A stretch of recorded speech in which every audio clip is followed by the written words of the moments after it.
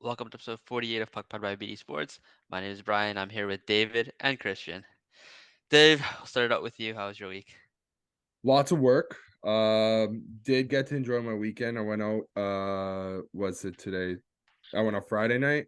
I saw another hockey player, but we're gonna leave his especially him for the Yeah, the treatment I kind of got out of him.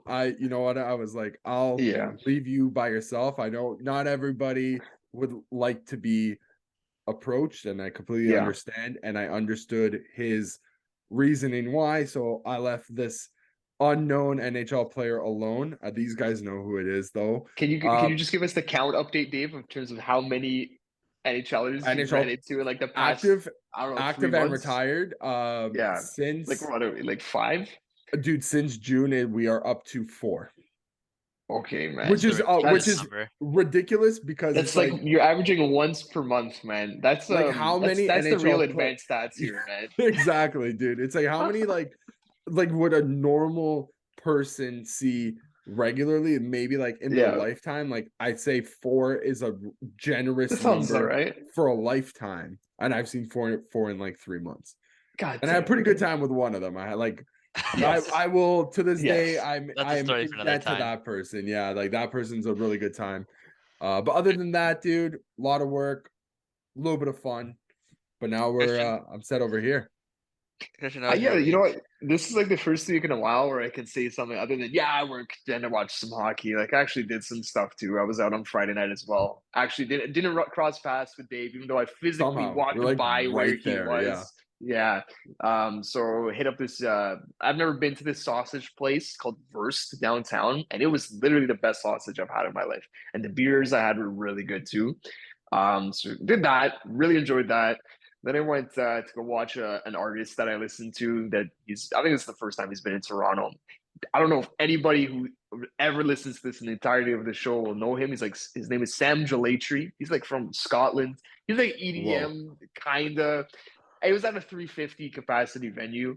Bro, I Wow. had a really good time. Intimate. I enjoyed it. Yeah, yeah. It was a pretty good time. So that was the fun Good. stuff this week. Yeah. Is the sausage place you went to like German sausage or like Italian sausage? Yeah, actually, I had Italian, German, Polish, and I went for the Polish, and I was like really impressed. Like literally the best singular sausage I've ever ate. No hyperbole there. I'd I think absolutely go back. if we say the name of the restaurant, like people who I like think I are already from said it Toronto honestly, and man. Yeah, Yeah, people who are from Toronto and like listen would know, because it's yeah. I think it's like one of those, it always comes up as a recommended spot. Like there's a few Yes, locations that's literally how downtown I I found know. it. Yeah, and it comes up as a recommended, like it's kind of like that pre-drink spot. The only Bingo. thing I have to say about, I have been as well. The only thing I Yeah, have to say is that if you are going down and you're not a beer drinker and you're looking to drink, be you'll be prepared. disappointed. Yeah, be prepared, because that's all you're getting down there. So they if go hand in hand, right? yeah, So, that's not Yeah, for you, I wouldn't go there, okay. but I would probably recommend it as well. I gotta head back down though. All right, let's jump to Rasmus Anderson getting Brian, how was suspended your for week, a man? week. Come on, come What on. the hell, Oh, dude? like This guy's it's just been getting a blur. bombarded, dude. Yeah. It's just Lots of school, school. man. Nah, Just man, it's school. okay. It's That's all okay. good. You're Me, just me and working Dave have been through it. saying the just work for like 4 weeks running, so Yeah. just Oh school my is a goodness. fine answer. That probably will be us in a few Yeah, weeks. we'll be Sorry, a few back to months. that. Yeah. We'll be back Yeah, to at that least you soon. guys enjoy what you're studying. Hopefully. Hey, hey, it's a long road, Brian. Don't No, worry. it Yeah. is. It Don't is. worry, man. Yeah. Okay. Let's get into Rasmus Anderson being Let's suspended go. 4 games for his hit to Patrik Laine, which Yeah. definitely was not clean. It was not a Dude, pretty hit. But This guy's having a rough week too. Well, I don't Rasmus for getting suspended. Line for yeah. taking the hit. yeah, Dude, I don't know what was more surprising, the hit or the amount of games he got. I've never seen a player get suspended 4 games for it. Like, okay, granted, not this early. no, I've Yeah, never even the seen like timing. 4 games for, and I applaud them for giving him a harsher punishment than they normally do, because Yeah. that in the past has been like max 2 games, I think.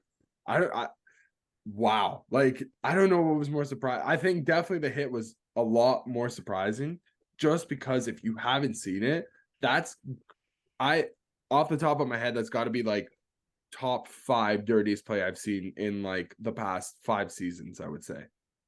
Yeah. It's up It was just there. like inexcusable, man. Like Like malicious, yeah, and the like context. that is intent to not even injure, but that's intent to like that could be career threatening type of like Yeah.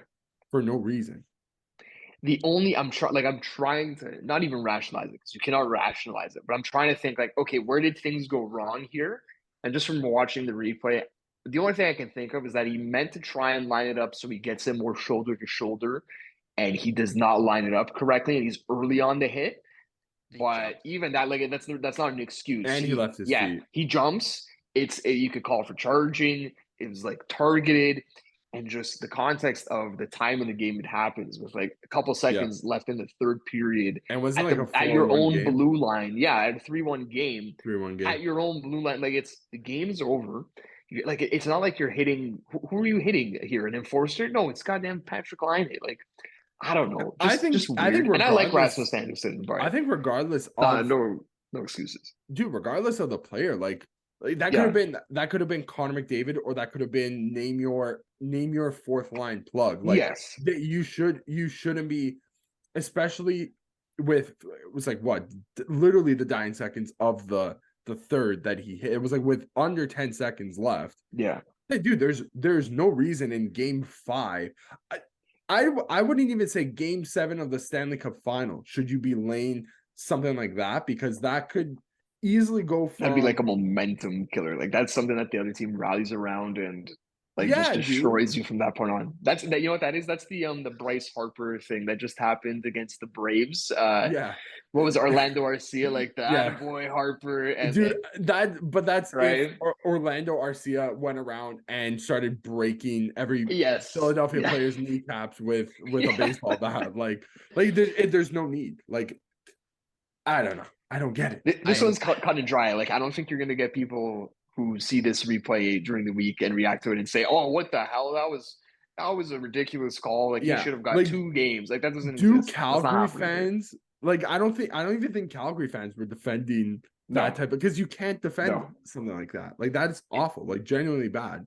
I will say, I feel like with every single suspension I see handed out now, I just immediately compare it to the Jason Spezza 6-game suspension for retaliation on Pionk for hitting Sandin. This is the one where like Spezza's falling, and I think he gets him with his knee, but it does not look intentional when you watch it. And I just always compare now that call to every other suspension. It just makes me laugh that Spezza, squeaky clean record, got his 6 games, but that's just an aside. That's just an aside. I just want to throw one more thing out there. If it ends up being 4 games, let's say he can't get it reduced down to like 3, he will be missing the outdoor game that will be happening. It looks to me on Sunday, October 29th against the Oilers. So that's trying to probably think if he's been in one before.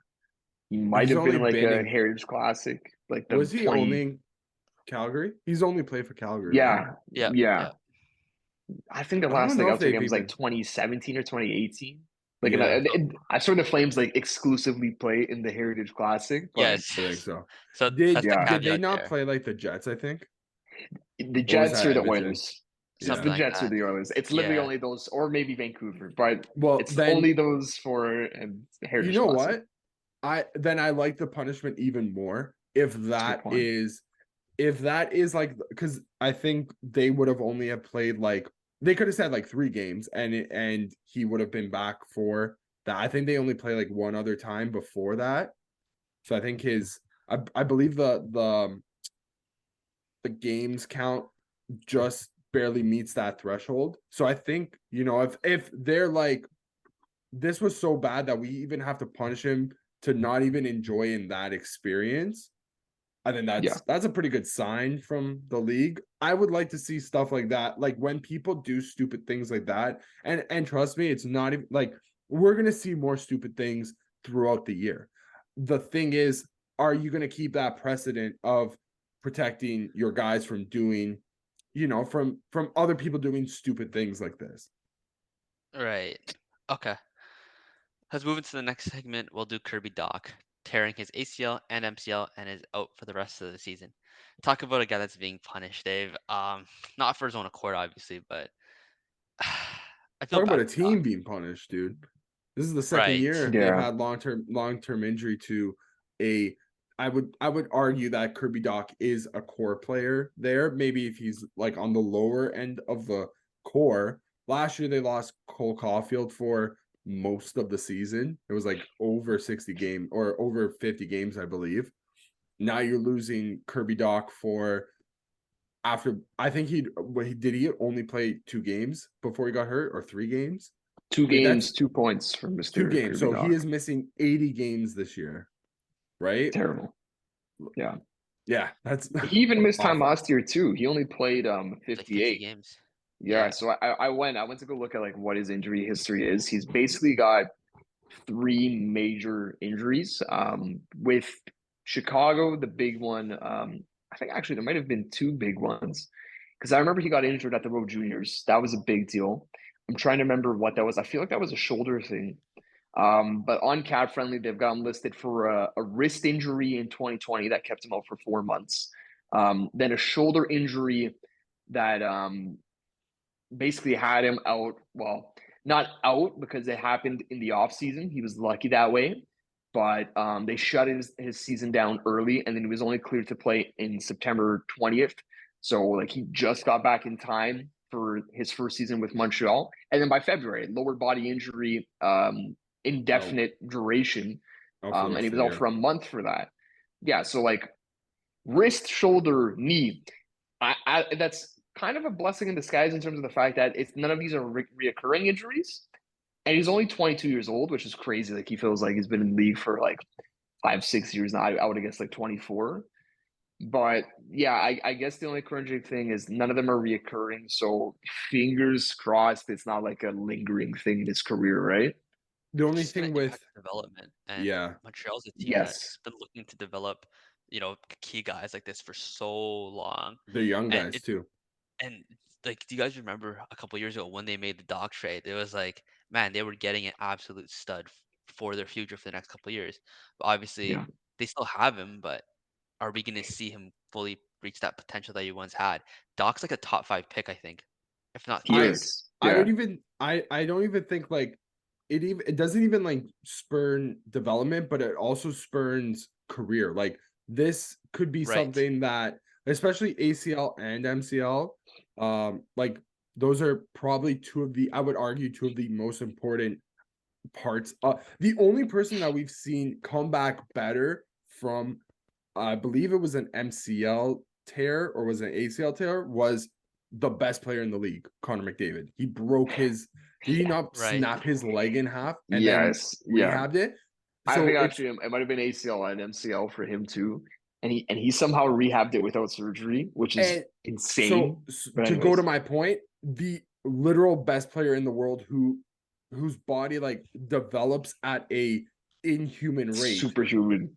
Right. Yeah. But you go down the list of people who have had these similar types of injuries, they haven't really come back, or at least it's taken them a longer time to get back to their old self. So especially for somebody who's 22, like Yeah. we wish him the best 100%. And thank God it's nothing even more serious than that. But I think questioning his development probably in a couple of years is going to be, something to really look at. The first guy that comes to mind is like when I think of ACL injuries in hockey, like at least recently, is Robbie Fabry. That's the first guy who came to mind. I think he's had like honestly might have had 3 separate surgeries, like 2 on one knee and one on the other. And that's a guy who's like his career is just injuries, right? So you hope it's not going down the same path there. Yeah. Hopefully not, especially because Habs fans really do value their guys, and I know Doc's already become a fan favorite of them. Okay. Next segment is Cale Makar is now the fastest defenseman to reach 250 points at 241 games. There's no Pretty crazy asterisk stat. there. No asterisk. This isn't like in the modern era. This isn't No, since it's like all time. 1952. This is literally the fastest ever. Okay, that's faster than Paul Coffey, faster than Brian Leach, Dennis Pavan, Bobby freaking Orr.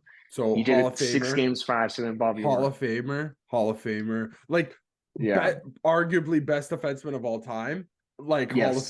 Hall of Famer, multiple like Stanley Cups. You know what I mean? In Like, case it wasn't clear, faster than any Hall of Famer ever because he's the fastest all time. Like literally the entire Hall of Fame. my So I mean, God.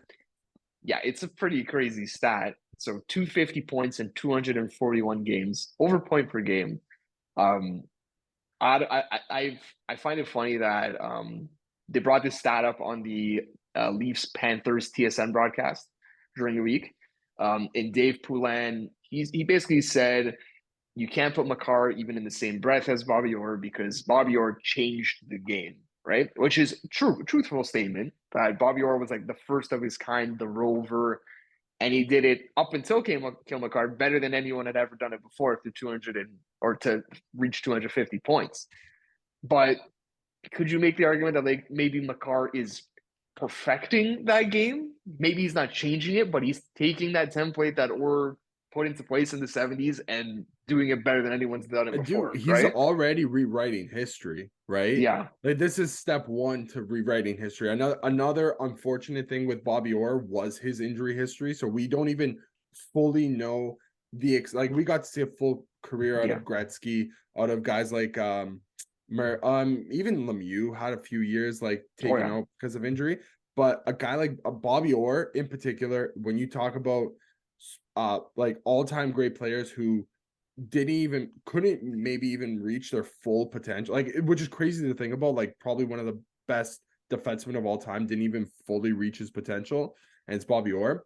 Another thing with Bobby Orr, just as a little caveat, I don't even want to take anything away from Cale Makar, but as ridiculous as it was, Bobby Orr's peak seasons didn't come after until like I think it was like game, or maybe it's like fourth season, fifth season. Like he didn't hit after his the peak, 250 basically. point mark. Yeah, then he was like hitting 120 points as a defenseman, which is ridiculous. And that's not to take away from thing, but it is something to kind of like put into context here. Like he's doing this at 23 years old, or 20, is he 23 or 24? Makar is a One of year the older two. than us. 20, yeah. 24? 23 or 24, yeah. Dude, Yeah. nobody, no defenseman has done like this already. Like it's crazy to think about what he could potentially become. It's kind of like the Ovechkin argument, right? Where everyone was, well, now it's actually comparing people to Ovechkin, like Matthews, right? Everyone shows the goals per game compared to Ovechkin. But the thing with Ovi has always been the durability and the longevity, right? That's what's got him close to the record. So this stat here, it's isolated to first 250 points. So you take it for what it is. But Dave Poulin is right in terms of you can't put him in the same breath as the greatest of the greats because we're only 241 games into his career, right? But pretty good resume so far. He's definitely on pace. Stanley Cup, Norris Trophy. I think all in the same season, right? He won the Norris in that year. Like he did. That season right there is incredible. But yeah. There's just one more thing I want to point out with Makar and Fox. Another thing that's I find really interesting that the two best defensemen in the league have spent multiple years in college. So that is interesting, yeah. And they're not even both American.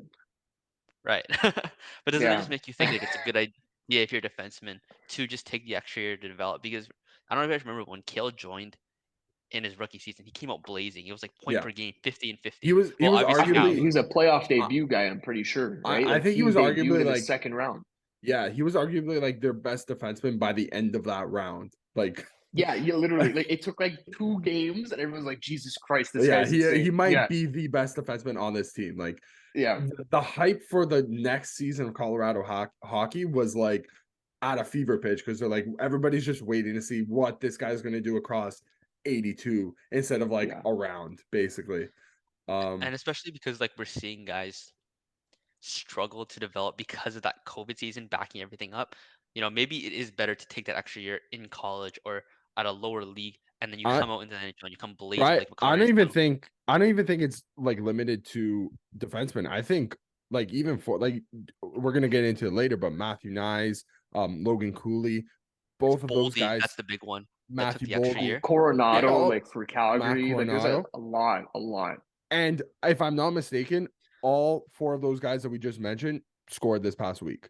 If I'm pretty sure Cooley scored as well, but I know all 3 of them scored. Yeah. So I mean, there's definitely something there. 100. I think that argument, Bri, or that point, is going to be something that we're going to see over the next, I would say, 5 to 10 years. We're going to see a lot more guys look at people like Cale Makar, like Matthew Nyes, like Logan Cooley, who are, especially in the case of Cale Makar and hopefully Logan Cooley, like those guys are arguably probably going to be the faces of their respective franchises.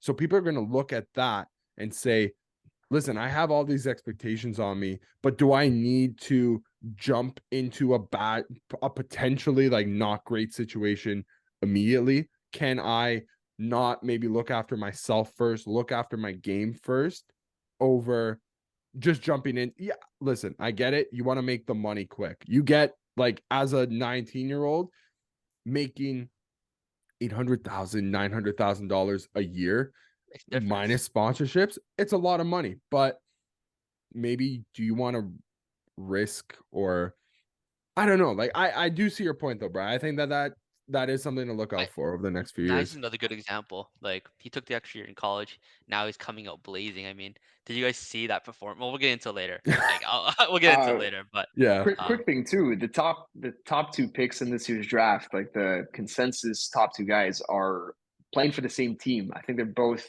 I don't want to get it wrong because it's going to be bad if I get it wrong, but I think they're with Boston University. I think they're both in college on the same team, which is really interesting. So not a lot of college guys, yeah. all right, let's move into the next topic. I think a couple episodes I shouted out Chandler Stevenson for being, I think for having like Yeah. 5 points or something like that. He came out blazing hot, and then I mentioned no hangover. You know, even though they partied harder than any team we've seen in years, right? And the team is I still mean, partying because the they're team in is still 6 Vegas. and 0. They have to. Right, They have to party in Vegas. right. But now they're partying on the ice still because they're 6 and 0, undefeated, and I think that they might be a top 5 team poised to challenge for the cup. I don't think that's a hot take at all. And again, that's all. Again, they're gonna do it again. It's very Yeah, possible. they could. It's quite literally the strongest title defense, at least through 6 games. That's a very important, key note there. It's 6 games in, Hey, but no dude. team to win the cup has ever done this. So Yeah, that's cool. Gretzky's That's cool. Gretzky's Oilers never did it. You know, Yeah. Lemieux's Penguins never did. Like those Same are as the like other all. stat. We're lucky. 2 stats today that where it's like no better than anyone ever Yeah, before. No asterisks. 100%. Nothing. Nothing. Knowing this, like knowing us, like we're gonna say this, and I think they play tomorrow night. They're gonna lose. So sorry for us for jinxing it, but I think even like regardless, still something to point out. Like I think the cup hangover stat is something that's well documented, right? Um, they went into this season with, I would argue, like I think it's like 90% of the same team. It was literally like on paper, everyone but Riley Smith coming back. Like you could ice the exact same lineup for game 7, or sorry, not game 7. They beat Panthers in 5.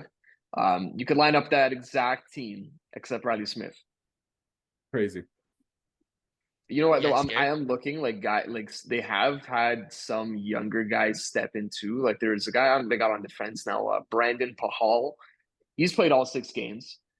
He's logging 17 minutes a night. Another defenseman, Caden Korchak. He's played 3 games. He's got 3 points. Like they're even getting some young guys to contribute now too. So the title defense is looking good so far. The scary thing is, like, Barbershop only has like 1 pointer. You know, he like the guy like that's not Yeah. even awakened yet, and I we've think it was the seen. first game too. I think it was the first goal of the season. I wouldn't be surprised. And he's not like my point is though he's not even playing at what we expected or what we've seen in the playoffs, and they're still 6 and 0. They're still deep as ever. Man, must be nice to be a Vegas fan.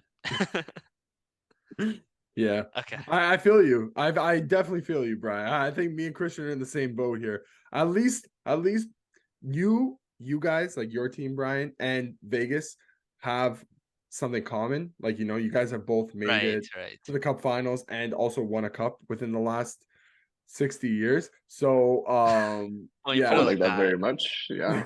Yeah, Okay. so Be okay I with me. understand what you're saying. Yeah. Okay. Let's jump. this is a weird topic in regards to league news, but the NHL looks to be decentralizing the draft. Unlike, well, they're going to make it similar to the NFL and the NBA, in which there's no central location. A lot of the showing is just digital or on cameras and lights. There's no more central location that everybody flies to. And this is probably just to save money or for logistical reasons. How do we feel about this? I think they basically came out and said as much that it's a money saving thing and also like a time saver from the standpoint of GMs were complaining about like the quick transition from like a draft to free agency. That's not going to change because I don't think they're going to change that timeline there, but it is less energy you got to put into going to the location, setting up your table, making the pick on the spot there, and all that stuff. So I get it from their perspective. Like I understand the logic, but we're losing something unique from the NHL that I think most fans agree they did actually pretty good. Like I think we most of us would say that we enjoy the in-person draft. It's unique to just see everyone set up on the floor of an arena in a city. Um, so I was gonna say that maybe this feels like just like copycatting other leagues in an unnecessary way. But they do have their logic. Is it great logic? Maybe not to a fan perspective, but I guess I get it from the GM's perspective. I'll be fine with it if they copy the NBA with their freaking cool little sound effect they play after every pick. The dum dum dum dum dum dum dum. I love that. I love that. So give me that inshallah and all is forgiven. Okay. So, how do I say this? You're you're taking away moments in from the sense kids. that from kids but fans as Yeah. well. I have a moment that you guys probably don't remember because it's overshadowed by something that you guys did that same draft. It was a 2016 draft, so you guys only Oh have one wow. memory of. And this is what Yeah. I remember: Montreal trades two trades Lars Eller to Washington for 2 second-round picks. All right, this was a humongous trade at the time, well, for my team, and it had long-term implications for the team going forward. Helped us win the cup.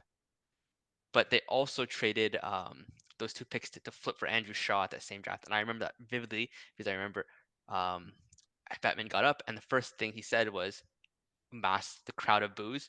You're going to want to hear this. You're Yeah. gonna want to hear this. Yeah, and then that became the tagline. He milked that He joke. relishes on that, yeah, Yeah. on that thing the whole time. And that to me was one of my favorite moments. Like, well, in Capitals history, knowing what I know now, right? Hindsight's also 2020. But looking back, if that's digital, it's we don't get that moment. We don't Yeah. get the booze. We don't get the line. And Yeah, I think what we lose is the crowd, right? Yeah. 'Cause like yes, that moment would still happen, but there would be no reaction to it. but it's I everything that made it so special. Yeah, So I think that there's a way to kind of middle ground it because if I'm not mistaken, the NBA does have like a middle ground where they do sell tickets to the arena still, yeah, you're like the right. host Yeah, arena. yeah. And so like whenever that team is still able to celebrate together, the only thing that you're missing is you're probably not really going to be getting a lot of fans from other teams, I guess, because it's like, why would you be there if there's nobody there? So I think you could kind of supplement that. So I guess right now I'll play devil's advocate here because I personally, as much as I've had good draft memories in the past, watching my team pick some fantastic players, I also think it's a little bit of a drag. Like once you hit like The pick second day is a Oh, dude, big the drag. second day is the drag, like but Yeah, I think like the whole event, like that whole event, even it just takes such a Dave, goddamn long you're time, saying dude. that after finishing a draft that had nothing occur. If this was a big draft in which Well, so and many pieces get moved, but that's man, the problem. But how many times do we even really see drafts where, like, okay, the NBA, there's right? always guaranteed to be. I think they're just more creative in general. yeah. We're never gonna get that type of creativity Their in the thing too, though, with NHL. an NBA draft, I hate how they do trades at the draft because the original team will select a pick and then they get traded afterwards for like Yeah, logistic reasons. That sucks, to be honest, right? yeah, Where it's like your team goes and picks someone and you're thinking to yourself, is this even for us? Yeah, Thank God we it don't could, have that in then the you just NHL. trade. Yeah, that's how like Yeah. the Raptors got like Vince Carter and stuff like that. Yeah. Yeah. No, I agree Yes. with that. I think every draft has its like every league and draft have their own like pros and cons. I personally think that the draft is always very good for the fans in the city. You know what I mean? Like there's always good excitement around it, but if you're watching from home, your high like entertaining moments come very few and far between. Like if you look at this past draft, Bri, after the whole, we knew Bedard was gonna go 1, but then it was like, who's gonna go 2? After like pick 5 or 6, or I would say after pick 5, like how many like made for TV moments were there? I would This argue year was that interesting because we had just like Mitchkov. That was the one thing that kept people watching like outside of like maybe their own team like that. But you're right in general. Like it's usually a pretty standard. Okay, here's my top 5, and then when is my team picking? 100%. I think and that's another thing too. Like I don't think drafts are meant to really be like, they're really not like in high, like if you're gonna think about like how entertaining picking 200 Yeah. 18-year-olds are, like I guess you're really not supposed to have fun. Like it's at the end of the day, it's a serious thing. Like these guys there's 200 plus people waiting to be picked. They've worked towards this in their entire life, so everybody's just a bit serious. But I don't know, I think it's just losing a bit of the allure for me. I wouldn't mind if I would like it if they just gave it a trial run. Give us 5 drafts Yeah. of, like, we have the technology to do it. It's not Dave, like, you had the trial run, and it was during the COVID era. yeah. And And the thing Well, is but at that, the same time, though, like, listen, we're still gonna get the top prospects at the host stadium too. Like, it's gonna be like think NBA style, where all the top prospects they meet Adam Silver on the podium, right? And then they go sit down with their hat and do their interview with whoever's doing it, Sportsnet, TSN, NHL Network, whatever. What we're basically cutting out time wise is the the team. handshake line with the entire team, where we have to have Yeah. the gigantic photo with the kid with the jersey, right? That's what we're losing here because they're And- gonna all be in their own cities, right? and That's how I felt That's about the fine. draft. I had your perspective about the draft when like my team was good and we were consistently trading away our first, or picking like 27th, right? Now that we picked 7th this year, I can't lie. Like it was one of the premier events for the year. I had more fun at the draft this year than I did at the All-Star Yeah. game. I I probably still didn't think watch a minute of the All-Star game. I'm starting to side though with Dave in the sense that I think you'd have 95% of the same experience, maybe 90% of the same experience if they had done it the NBA yeah, way. I don't, It so sounds like that's the this is thing. going to go through too. So we're going to I be able don't, to see what I this looks don't like. think it's gonna be. I think that they would be absolutely ridiculous if they went back to like, because they don't have to do like, there are other models that you can follow. You don't have to go strictly online, for as much as probably all those owners' bank accounts would love it if they could. I think it's probably bad entertainment for the league if it's strictly all on a Zoom call. But the Yeah. reason why they had to do it on a Zoom call was, as you mentioned before, we went through a global pandemic. And I think the reason why there's a reason why all of these leagues have switched to a kind of hybrid format, is because A, they're saving money, B, they found that they could do it successfully. And putting those two together, it's saving some time and it's saving some money. I think personally, with the actual first day, if you cut it from like 4 hours to like 3, I think that's the biggest problem, is how long it drags on. And a big part of that is, I get everybody has to go up and the handshake line has to be, I get it, but does it need to happen in front of everybody? Like you could do that stuff behind closed doors where you meet like the team and stuff like that. I don't know. I think it's just a bit too long for my liking. Keep it at 3 hours instead of 4, and maybe we could have a little trial run. I figure there's a happy medium. So There's got to see be a like happy if medium. they balance it. One last thing here, we don't have to go long on this. I'm just spitballing here. I wonder how this affects trade conversations like we were talking about, because they won't be in person now. Get an extra phone. Yeah, I know the Kyle Dubas style, right? Just Get have 3 two phones. 3 But how many phones, times? 4 phones. How many times is it like, okay, guys, here's Kyle Dubas and I don't know, Jim Rutherford talking for 5 minutes. What could that be? We don't see that at all anymore, right? There's none of that. Elliot Friedman won't be on the floor talking to every GM, right? That was always a good thing too. But So you get the scoop on the spot. So we might lose that. My theory is that the GMs that talking doesn't mean anything because they can't hear anything anyway. It's too loud in there. Everybody's just like, yeah, good, how are you? And just on their phone. Just I think it's just like, yeah, like Maybe. what are you guys doing now? Like, what bar are you guys going into after this? Basically. Hey, how was your coffee? Was your coffee all right? You want to get my found grounds brother in mine. Yeah. Okay, maybe. All right, I'll tell you what. Yeah. I'm gonna go get coffee too. We're just gonna go on a quick break.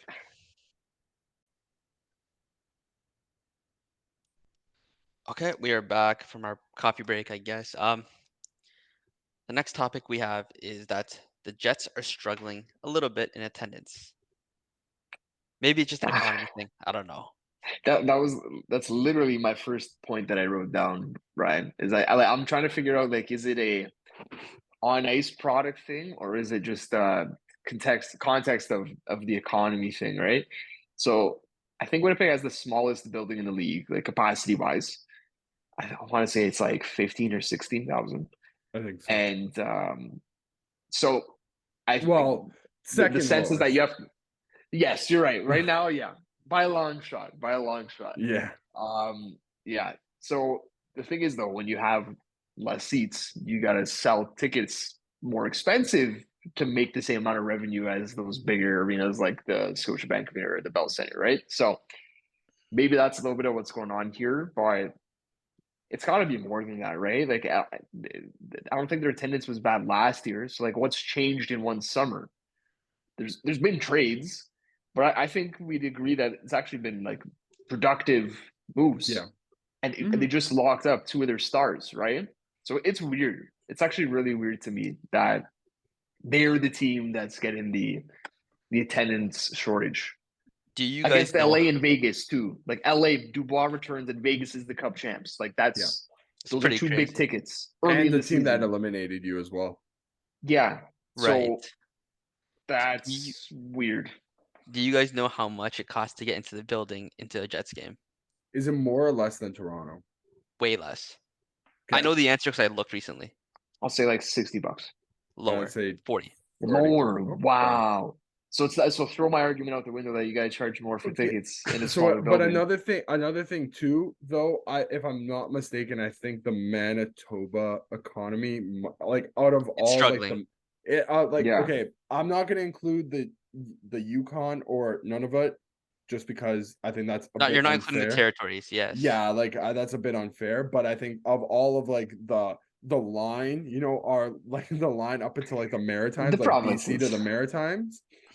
I think they might be the biggest strugglers right now, which is unfortunate, especially for a hockey starved fan base. Town. And also, I don't know how much there is to get excited about that team. Like, here's the thing. The Jets have kind of been in that same rut. The mushy middle. They are in the mushy middle, and they've been in the same mushy middle since they made it to the conference finals in 2018. Now, in Toronto, you have no problem selling out. We have the biggest fan base. I know it's crazy that we thought about that people were like, you can't tank in Toronto. You can't do it. And then we did it, and it was went very well, right? You are still, you're even if you're tanking, you're still gonna sell out the building in Toronto. That's just the way that it works, because we sell all of our seats to, like, all the bottom. If you happen to have Dave, you also got just by sheer volume of fans, though. Just by sheer volume, we're gonna sell out. There is multiple ways of like Toronto selling out the team, because we are undoubtedly the biggest market in Canada, I would argue. Maybe not in the league, but for sure in Canada, besides Montreal. That's another team too. You guys also have the luxury of being Leaf tickets are like corporate goods. Like, you would just give it to somebody, right? Like, I don't think anybody in downtown Winnipeg, like, the economy is just not there, in the sense that, like, there's no big business hub there, right? So And yeah, and in that's the takeaway from that. Winnipeg as a city, they are what, like the 6th, 7th most populous city in Something like that. Canada. They are, they're not as big of a city as, unfortunately, as the rest of the Canadian teams that we have. Like, that's just the way it is. And that's how it's always been. Like, you're never gonna change that. Like, I know that the ownership in that for that team has lost money on the team hand over fist year over year. The only reason why it's there is that they kind of just own that team as tax breaks. Basically, they get good tax breaks on it, but they can because they are The owner of richest that family. team too is Both yeah. in Canada. It's like the Yeah. richest family in Canada, right? So it evens out, right? So, but in that case, should we even be worrying about this then? Like, is there really anything to worry No. about when you're So owned by the richest family in the country? the worry for a lot of fans, and I think that they have a right to be worried, is they lost their team once. If something like It's a this little bit of that insecurity, continues, trust issues. yes, it's the trust issues, right? Sure. I mean, okay. the last time they got their team taken away, Canada, the whole economy of Canada was not in. There was a couple. I believe Calgary as well. The time that this was back in the 90s, I believe Calgary as well was threatened, being looked at to move because of how bad the economy was during that time. So I think that there is some worry there. There's definitely, I think right now it's something to keep an eye on, maybe not be worried about just yet, but if it continues throughout this season into next season, that's an even bigger story. Economics aside, I think we know for a fact that come playoff time, because I think the Jets will make it into playoffs this year. Yeah, they'll sell out. They'll be passionate. They'll be louder than ever. It just, I'm already feeling a little bit blue about the season, so I can't blame anybody else. And I just wanted to also let you know that if you guys at $40 entry just to be in the building, if you go to all 41 home games, it would cost you like, I don't know, $1,700. So I'm just spitballing off the math off the top of my head. 40x 41. So I bet you guys would do that all day. I was just thinking to myself, like, Yeah. 40 Leaf games for 1,700. I don't season tickets at that bro. price. Right. Yeah. But unfortunately, we don't live in that, like, we don't have that type of, like, our season tickets are like triple that, basically. It's like that's your seat for one game. There's probably like 2 seats in the building. I was like, yeah, 1,700. Oh, that's per game. Yeah, basically. Okay. Let's jump to surprises. Is Dylan Larkin an MVP candidate carrying this Detroit Red Wings team? Because the Red Wings, I believe, are 5-1 now. They might already be up as well. They're up 2-0 after one today against Calgary. They're 4-1, so maybe on their way to 5-1. DeBrincat's got another goal. That's 6 on the season for him. Yeah, listen, like, I'm just thinking about who are the surprising teams here in an encouraging or discouraging way. And encouragingly to me, I think the one has to be Detroit. Like, if we're not talking about Vegas here because, well, I don't think that's that unexpected for them to be 6-0. They just won the cup. Colorado, well, I think people expect Colorado to be pretty good. After that, you're getting into teams like Detroit, Boston. You can maybe make an argument for. Philly is 3-1, but do people really think that's going to last? We went through this last year. Dave brought it up. The facade. So I think the answer is Detroit. And interestingly, their last game outside of the one they're playing right now was yesterday against the Senators, who I'd say maybe aren't their rivalry, but they're competing for the same playoff spot, if that makes sense, right? They're Sabres, Red Wings, and Senators. Yeah, they are being forced into a rivalry just because of the trades that they made. That's a good point. The DeBrincat trade alone. And then also they're being forced into, it's like the Leafs have a rivalry with like Tampa and Florida, Boston, because we've been around that, in that playoff picture for we're on the same timeline. Yes, exactly. And now Detroit and Ottawa are probably going to have the same. It looks like Detroit, Ottawa, and Buffalo are going to have the same timeline as well. I think Montreal's just here behind, but even them, like, it's very clearly like the top 4 and the bottom 4 in the Atlantic. Not in the sense that 4 are great and the other 4 suck. It used to be like that, but now we're kind of Like that gap is really closing. We're starting to maybe even get some overlap, right? The tides are shifting. And I actually really like what I've seen from the Red Wings so far in the sense that their power play is tops in the league right now. I know we're 5 games in, but it's operating at 50%. A lot of that is DeBrincat, Sprong, right? Those are 2 additions to their team. And I will say, as much as everyone was saying like they made some like weird additions in free agency, they basically have a completely like NHL depth roster. Like no one on their team doesn't belong in the show, right? They've got NHL guys in every spot to the point where they're healthy scratching NHL caliber players like Jeff Petrie and even Justin Hall. Those are guys that they just brought in this offseason that are getting healthy scratched. Is that a great problem to have? No, it's kind of like it's probably more efficient ways to spend your money in a cap league. But it does go to the point that they've got guys at every single position to fill out that depth chart. They kind of remind me of Seattle last year, right? Seattle, not spectacular, not too much star power, but NHL quality guys at every single position. And I feel like that's kind of the template that Detroit has so far. And I think it actually could be effective, to be honest. I think there could be something there. I was a very big critic of the moves that they made this summer. Didn't see the vision, didn't like where it was going. But I can't argue with results. And well, we need to see. Season's not over yet. Just like how we've said that many times throughout this day, I think that we got to give it a little bit more time, let it seep in a bit for Detroit specifically. Are you guys more surprised by Detroit or by Boston's start? I know, like we're saying, super small sample size, but it's Detroit by a long shot, right? It's definitely Detroit, just because like Boston is like quite literally the Undertaker of the league. Like I think that's well and established. This just feels like the second year in a row where everyone's like, okay, this is the season. Okay, this is the season before. No, I never count. I'm not counting on Boston anymore. I made the mistake last year, and I'm never doing it again. The best Another player, team 4-0. Yeah, the best player on Detroit, I think, is like, I'm gonna say it's Larkin. You can argue DeBrincat, but generally speaking, it's Larkin, right? Larkin is a fantastic player. Pasternak might be the best winger in the league. Like it doesn't. Yeah, no comparable. Sure. No, not even the same tier. Yeah, DeBrincat with 6 goals in 6 games though is something to keep an eye on. They do have Sider.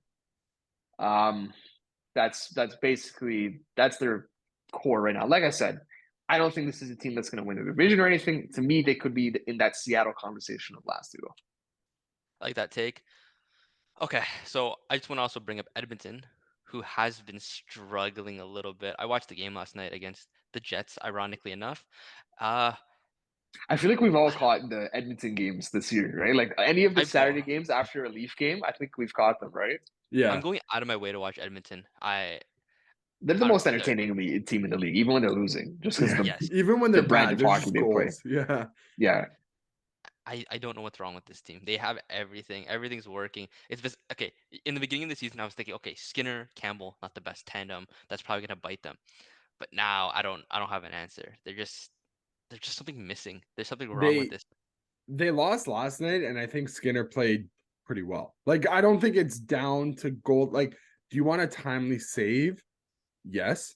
But can you always rely on a timely save? Probably not. I think the biggest X factor going into the season, like we knew that they were going to score goals. There are some games where they're probably not getting as much offense as they would like. I think that just comes like with it, but I think the biggest X factor right now is that a lot of their defensemen are not really playing defense right now. Like Cody Ceci had a pretty bad game, I think. I don't know if it was yesterday or the other night. I know that a lot of people are not too hot on Darnell Nurse and his extra long extension and all the money that he makes. Bouchard hasn't been the best defense, like one of the best defensemen on the team so far, like in only 5 games. Started the year injured. That's another thing too. So that's what's that, 4 or 5 guys, and then who else is there? Like Broberg, Kulak, but those aren't like names that are gonna real needle movers there either. Yeah, we just need to give them time, I think, but It's Yeah. like we all I said. will It's say early. though, I think Brian, I think you're kind of on it with just the goaltending. I think the Oilers are sneaky a team that if there's a goalie that goes on waivers anytime soon, you just pick them up and you might just get a save out of them. It honestly just might be worth it just to freaking see, just to get some kind of boost, just to get them out of that rut where I kind of feel like right now they don't trust either goaltender, which they had trends of last year. Yeah. Well, they had trends of, but then they put their trust in Stuart Skinner for most of it.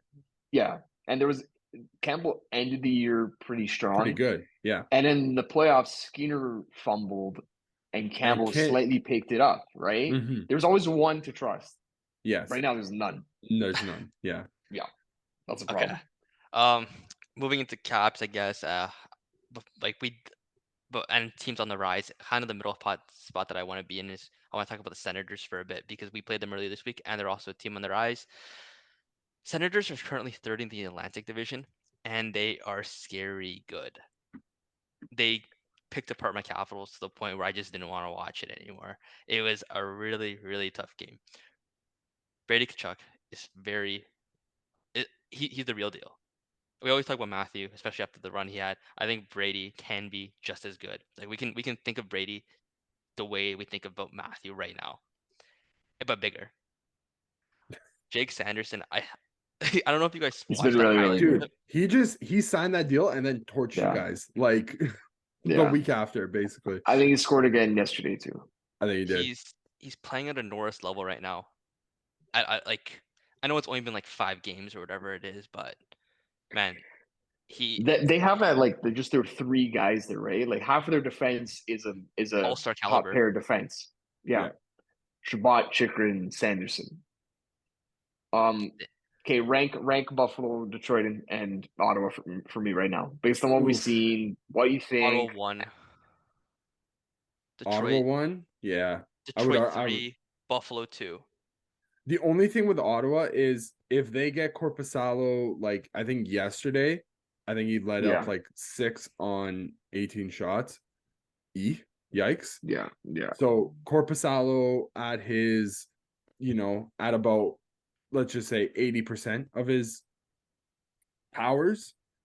Sure, I'm probably taking Ottawa, but man, if Korpisalo's not on it, dude, yikes. Look out.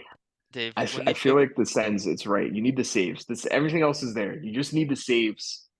But here's the thing. Like I think you could make that argument for all 3 teams because I know Husso's been good to start the year. They have, dude. I just realized they have James Reimer as their backup, and he's been pretty good as well.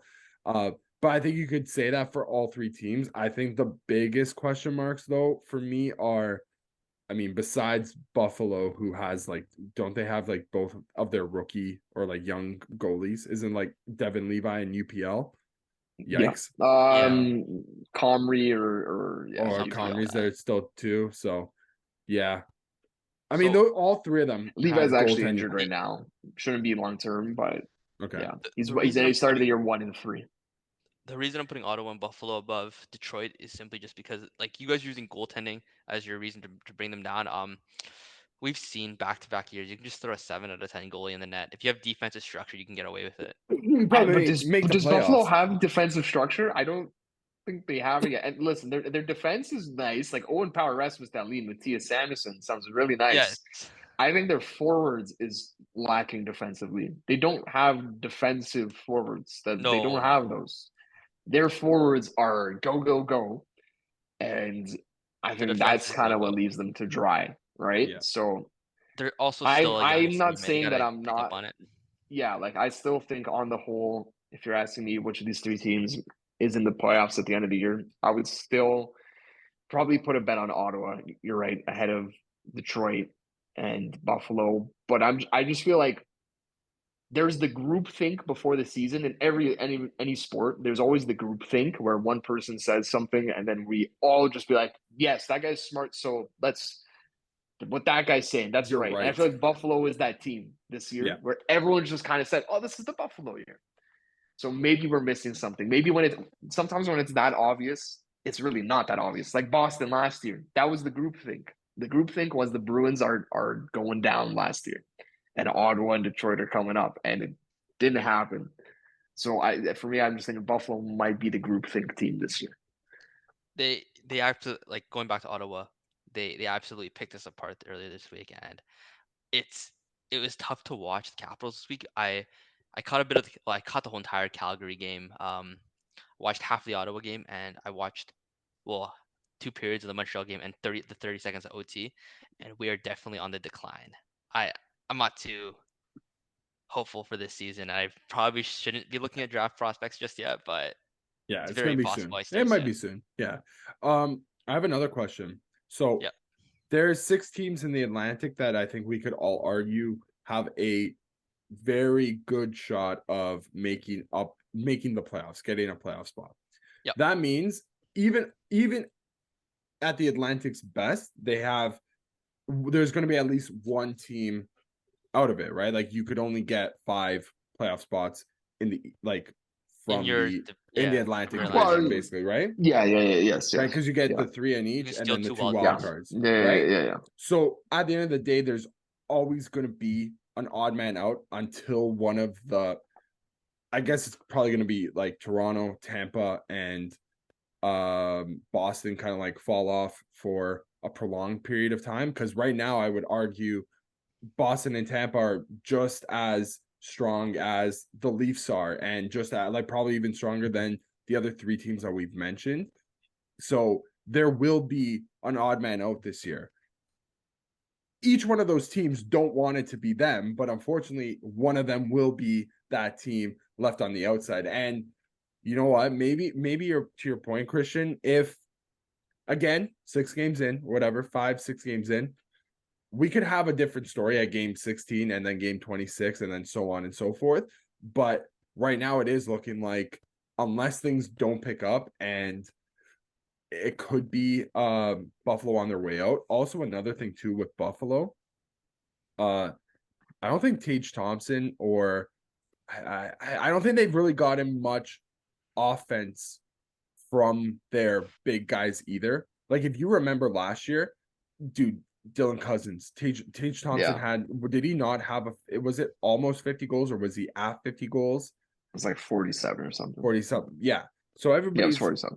Everybody's looking to somebody like Tage Thompson, who I don't know if he's even got a goal yet. I know he's got 1 goal and that's it. He's got 1 goal. That's his only point in 5 games. Right. Yeah. You know, like you need somebody like him. Like if he's not scoring, where else are the rest of the goals coming from as well? Yeah. Right. So that's probably not going to help. Is it going to even out in the end? I would imagine.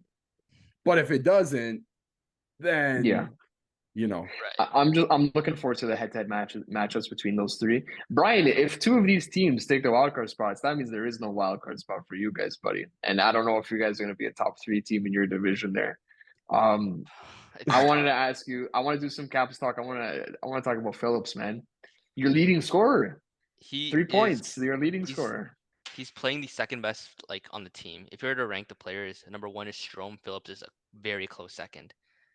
So Strome only got his first 2 goals last night, but you'd say he was playing that good in the other games? He was the guy carrying the line with Phillips Milano line. They actually moved Strome and Phillips up to play with Ovechkin, try to get him going. And Ovechkin looked better last game against Montreal than he did in any other game this season. So that's probably the line we're going to see then because we got yes. the BD Sports Classico. Classico. Yeah, Classico. Yeah. Was it always? Dude, what has it not been 3 years in a row that we've played within the first 2 weeks of the season? Yes, it's definitely the second year. It might be the third year, right? Yeah. Damn. Yeah, but there's weird ones where it's like I feel like this is the second or third year that we've played Chicago really early in the season. within which is games. Something that's not like a staple of the schedule, right? So that's weird. Yeah, they just copy and pasted it from last year. Yeah, your little tweaks in there. I mean, I think this year it kind of makes more sense just because of the context behind Chicago. Right. You know, I think that was done. Like, let's say they didn't. Tour. Yeah, let's say they didn't get Connor Bedard. Like, maybe it's game 10 for us this year. But I think just because it's, get the road trip going first, and then we're gonna get Betsy back at home for his home debut. Yeah. Going back to Capitals, one player Yeah. that's really disappointed me, unfortunately, is just Backstrom. He Really? hasn't looked good at all. The preseason He's form is not gone. there. He's slow, and Backstrom has like this little head fake deke that he really likes to do, where he cuts to the inside on the right wing when he's skating in. So he would go inside. Jack Hughes does it too. Like he fakes in, right? But the way when Jack Hughes does it, it's so natural and so clean, and he does it in like His a edges millisecond, are right? Yes. Yeah. Backstrom used to be able to do that, but he just He- does it so I much slower that now. It it doesn't fool probably anybody. helps. it's the Probably helps that 50% slow mo. yeah, Yeah, it probably helps that he's, Jack Hughes is 25 and not 35, right? And he has 2 intact hips, Yeah, right? that's another thing too, right. right? It's a little hip shuffle that he just can't do Yeah. anymore. And when Jack Hughes does it, he can shoot right away and launch it top corner. He can pick his corner at that point, right? Mm. Backstrom just threw it on the ground Oh, towards the goalie, and it just was like disappointing a to soft watch. whimper of a shot. Yes, Oh, yes. that makes me feel bad. It Brian, sucks I to see, texted but you like a while like no, it was must have been like game 2 or 3 about Kuznetsov on the PK. Is that the first is this the first season that we've seen that, or is that he something I doesn't just never cued in on? he doesn't penalty kill, and this is the first time, and our Do you like special that teams or are not no? looking good. No, and Yeah, I yeah. like our How is the penalty kill? How about that? We answer that question first. Like, I, I have a feeling any question we ask Brian right now, the answer is going to be not good. shit. Yeah. yeah. Yeah, yeah. But like in terms of actual like where are they ranking? Like are they, because you guys I could don't know. lose Let's games find but out. have a Let's find good out. penalty I kill, basically. I can tell you right now, our power play is dog shit. I can tell you that right now. We probably have a 0% power play or something fucking ridiculous. Power play or You power guys PK? are actually wait, no, I have it reversed order. Let's do this. You guys are. Hey, you've got the 14th best.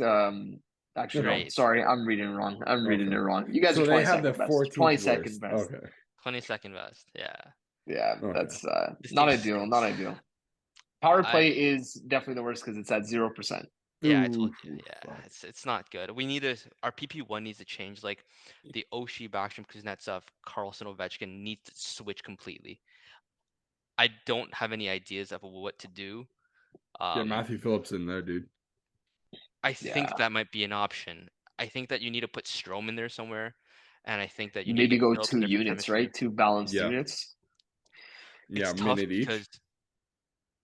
I think we need to throw Sandin in there instead of Carlson for Yeah. on the top line. Yeah, Dude, sometimes that's all the team needs to, because here's another thing too. All 5 of those guys on that power play have been on that, like a staple of your power play. Some of them since 2006, right? Has Ovechkin yeah. ever left the power play 1 spot? It's in 15 years. No. No, Should he have ever? Probably not. But am I saying demote Alex Ovechkin to the second power play unit? Probably he plays not. them both, right? But I would argue that, just changing it up, just having for Spencer Carberry coming in, he doesn't have to keep rolling out the same things that you guys have been rolling out for 10 years. He has It's the opportunity. Huska. That's that's the power play coach, I Ryan believe. Ryan Huska's, yeah. So I think, like, I mean, I said Spencer Carberry, but I mean, like, the Is it whole Huska? No, staff, who is it? Someone the like that. whole I don't know. staff as a Is whole. it Mitch Love? Well, Mitch.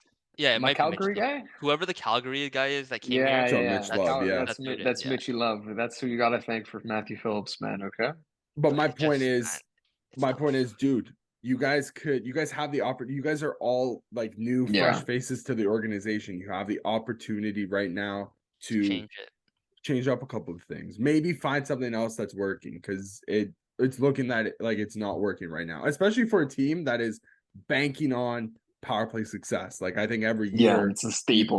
There's one more thing about the power play I just wanted to give my gripes about.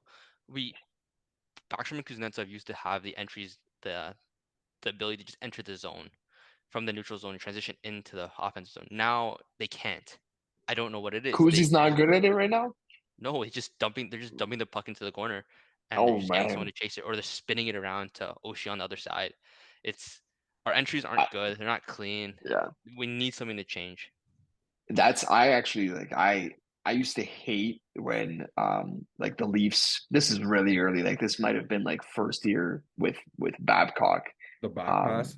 yeah, no, well, not the back pass because everyone does the back pass now. I do think we do it less, but when you dump and chase on a power play, that just means you have no one who can enter the zone Yeah. cleanly, like you're saying, Brian, right? Yeah. And thank God the Leafs have had someone who can do that on each unit basically since that first year with Babs.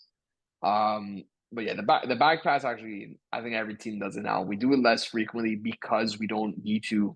Because you have You like can just Nylander as a carry it cheat in. code. Nylander Yeah. is the cheat code, right? It's Yeah. just the zone entry machine. Kuznetsov to me should still be that guy. Like he's still got the makeup where it's just silky smooth, just get in the zone. If that's not working, that's a problem. Yeah. Dump and chase on a power play is not a good sign. Even the rim around, I don't like. We're not like it's not looking Not in clean. sync yet. And if like we don't win that first faceoff, in which we don't have good faceoff takers anyway, unless To start, Oshie yeah. on the strong side, for whatever reason, we're not like we don't enter the zone. We don't keep Yeah. It's like your puck. power play is over It's before just it even dead. started. Yeah. Yeah.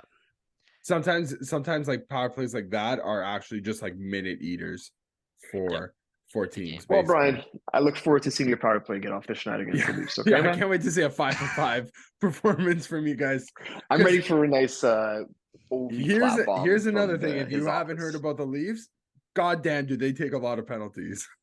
Damn. This version, yes. You guys are Very you guys are probably undisciplined. gonna see you're probably gonna see at least like a few attempts in that game. On Tuesday night? Okay. Yeah. We'll see, and we'll move on to the Leafs right now. It's been a big week for you guys. You guys faced Chicago, Florida, and last night you faced Tampa Bay. Tampa. That's what it was. It's actually funny that like this is basically the second like Leafs corner we've done, and the first one was based off of 2 games. So we've actually got like there's been more content this week than there was last. Like we've more than doubled the amount of sample size in Leafland, and we did a lot of Leaf stuff honestly. I felt like last week, and I feel like we have to like reverse some of the takes from last week already. I think the biggest one, Dave, has been like the Reeves thing, where Austin Matthews is not scoring 158 goals. He's actually scored 0 goals this week. It's really terrible. You know, like I think we might have to send him down. I think he'll clear waivers. Yeah, no. I think the first one was like the Reeves thing. Right, I think Reeves. in the 3 games we've seen this week, it's clear that Keefe doesn't trust him as a hockey player. Basically, they trust him as as a hitman. Yeah, a hitman, a motivational speaker. Those all things. The above. But hockey player is not on his occupation list right now. Like I think he played like 5 minutes last night. That's not hyperbole. That's just like the actual amount of time he played. Yeah. So that's the big one. I think the fourth line is still kind of in flux, but yeah, they're not good. Not good. And the Reeves thing too kind of started very early in the week with Chicago, right? Yeah. That was a dog and pony show with Corey Perry there, where there was a bunch of chirping on the bench. I think we actually got confirmation of what was said, where he was saying like, "Why don't you fight me?" He was saying to Perry. Yeah, but Corey Perry's not going to take that fight. Are you kidding? You're crazy. He's not. Yeah, he's not. He's a very selective fighter, right? He doesn't just say, "All right, whoever wants me, come get me." No, he's more cerebral than that. But Reeves decidedly lost that matchup based on the fact that Perry scored the game-winning goal, and not a good look for Reeves. And then he came out after the fact the next day to the media saying like that. Yeah, Perry talks tough, but he never backs it up. Yeah, he just did. But it's also not the best look when you're saying that like after the guy's out of town. Like say that pregame. Yeah. What's Corey Perry gonna do about it when he's back in Chicago, right? Like after scoring the game-winning goal. Yeah. Literally his first ever against Toronto as well. Like, of course. Leaf killer Corey Perry, man. Leaf killer Corey. He actually leads the team in scoring for the Blackhawks right now. He's their leading scorer. Yeah, wow. Corey Perry. Fantastic. I think he had 3 points. I think he had 3 points against us. So there you go. Yeah. I don't even think I wasn't even. I saw the public meltdown that was going on Twitter after the Chicago game. I think there should have been more of one against Florida. I think that was the game. If you're Ryan Reeves, who in the offseason made comments like, he was shown the picture of Radko Gudas yelling in Joseph Wall's face and was like, well, listen, if I was there, I would have done something about it. Well, Ryan, you were there and you did fuck all about anything. So, Specifically what, Dave? What was the scenario where you could have done something? Dude, they ran. Okay, all fairness to Dmitry Kulikov, who I don't think is a dirty player, but he ran William Nylander headfirst into the boards. It was one of those like awkward. It was a borderline. It was a boarding. It should have been a boarding call. It wasn't. Hit from behind. It was one of those borderline scary hits. Like that is one that could end up drastically. It looked like a shoulder injury in the making. Yeah, exactly. And you know what the Toronto Maple Leafs did about that? They said, all right, you got a free pass on that one, but don't do it again. They said, don't do it again. They wagged their fingers from the bench. Reason you brought Reeves in? That exactly. Brian, you would think that would be the reason why we brought Ryan Reeves in. And Bertuzzi? And Domi's not gonna fight. Domi's a dirty talker. He's not gonna fight anyone bigger than him. Yeah. Anybody on the team. Yeah, that could have been. Yeah. You know what? Giordano is usually the guy. That's who's usually the guy. Honestly, he comes in with the flag RKO. And that's how it usually goes. Exactly. But you know what? Nobody did anything. Like that's the team that kicked you out of the playoffs last year. That's the team that, we won Florida. The fans were chanting it from puck drop. Oh God, Florida. We did get Florida. We have to take it on the chin. We gotta take that one on the chin, man. Yeah. You can't say anything until you beat them. So Dave, but Dave, I don't know what you're talking about, man. It's not like anyone got injured against Florida last year in the playoffs. It's not like Matthew Knies got body slammed by someone or it's not like who got cross. It's not like Michael Bunting 8 cross checks for 2 minutes straight by Radko Gudas in the crease. Right? None of that happens, right? That didn't happen. No, 100%. I'm making this stuff up. Yeah. So it was deja vu. That game was deja vu.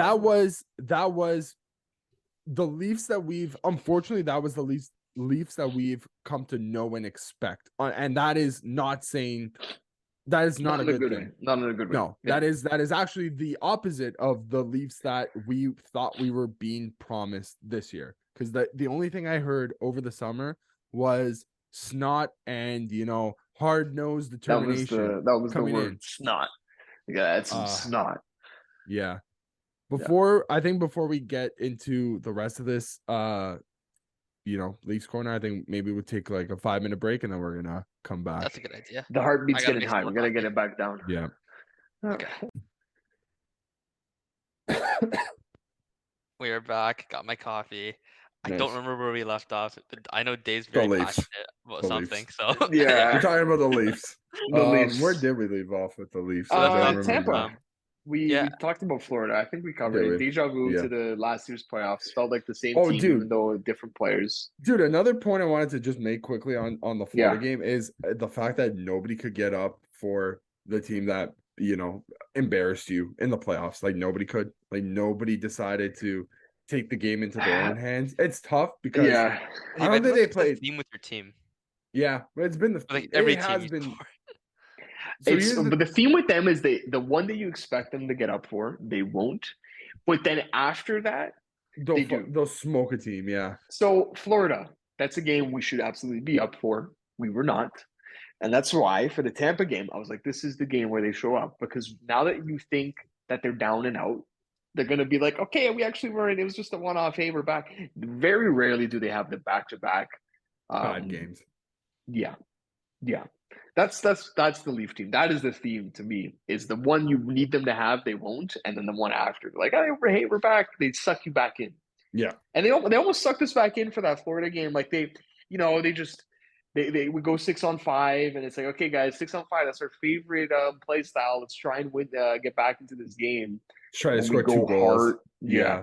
Domi was goddamn awful in that game, but we'll get to how he was last night. That was one of the worst singular efforts I've seen from a player. That was a night and day. It was definitely a night and day. I think we could probably start getting into the Tampa series because let's do it. Game because damn, for 40 minutes did that team from Florida show up? Because I don't think they were as bad. I think there was I thought that was their best game still from an effort standpoint. Yeah. In terms of shots, they put up 50. I I don't think it really showed up until the third when they were like literally peppering Jonas Johansson with shots. Looks like a But Vesna winner. yeah, dude, let's Jonas start. Johansson, bro. That guy was Dude, good last night. Standing on was his head. good. Definitely not the goalie that allowed like it was like 8 on I think it was like 20 something a couple of years ago from us. That was a great game. I loved that game. That was a good home game. Yeah, that was food scored, for the soul.